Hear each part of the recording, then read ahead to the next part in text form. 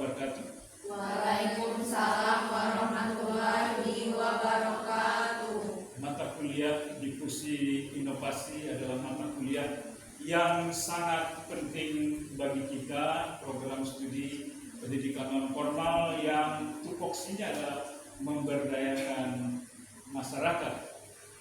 Di dalam melakukan Difusi Inovasi, kita mengenal adanya kelompok sasaran yang dikenal dengan kelompok laggard, kelompok late majority, dan lain sebagainya. Itu adalah tantangan-tantangan yang harus dihadapi, hambatan-hambatan yang harus dihadapi di dalam proses melakukan Difusi Inovasi. Berikut, mari kita lakukan review materi tentang 7 hambatan di dalam melakukan Difusi Inovasi.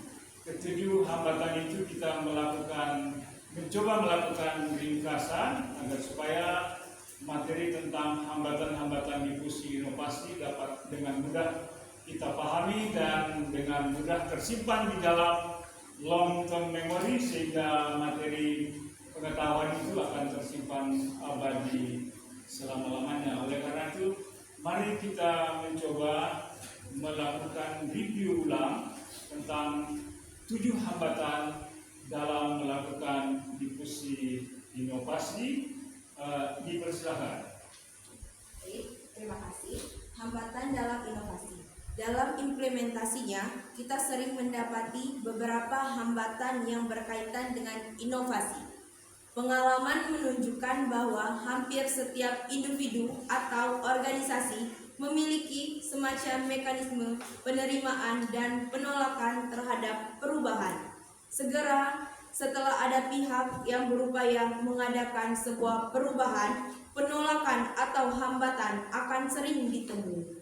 Orang-orang tertentu dari dalam ataupun dari luar sistem akan tidak menyukai melakukan sesuatu yang berlawanan, melakukan sabotase, atau mencoba mencegah upaya untuk mengubah praktek yang berlaku. Penolakan ini mungkin ditunjukkan secara terbuka dan aktif atau secara tersembunyi dan pasif. Alasan mengapa ada orang yang ingin menolak perubahan walaupun kenyataan praktek yang ada sudah kurang relevan, membosankan, sehingga dibutuhkan sebuah inovasi. Fenomena ini sering disebut sebagai penolakan terhadap perubahan. Nah, yang pertama ada hambatan geografi.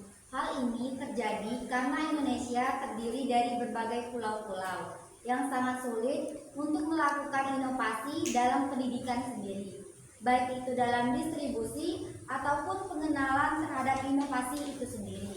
Yang kedua, hambatan ekonomi. Adanya perbedaan ekonomi dari setiap individu ataupun instansi yang terkait dalam hal ini pengembangan inovasi dalam pendidikan.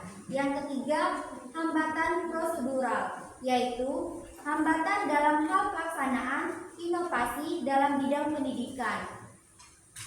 Hal ini termasuk dalam teknis pelaksanaan dari inovasi itu sendiri.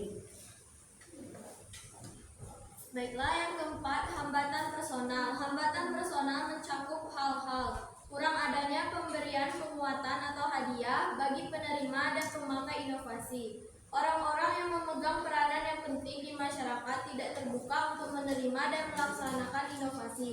Sikap kaku dan pengetahuan yang sempit dari para personal yang sebenarnya memiliki peranan penting dalam proyek, serta terjadinya pertentangan pribadi.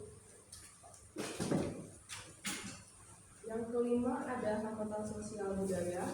Hambatan sosial budaya yang dianggap paling serius ialah adanya pertentangan ideologi tentang perubahan atau inovasi. Hal lain berkaitan dengan sosial budaya yang menghambat inovasi adalah kurangnya suasana, adanya saling tukar pikiran secara terbuka, perbedaan nilai budaya atau cultural value, serta kurang harmonisnya hubungan antara anggota dan tim proyek inovasi. Yang keenam yaitu hambatan politik. Adapun yang termasuk hambatan politik adalah kurangnya hubungan yang baik dengan pimpinan politik, adanya pergantian kita akan menyukarkan pembinaan secara kontinu, pelaksanaan program yang sudah direncanakan. Pendidikan yang menangani proyek inovasi tidak mengetahui realitas politik. Adapun keberatan terhadap proyek inovasi dengan berdasarkan kepentingan golongan, kurangnya pengertian dan kurangnya perhatian dari pimpinan politik.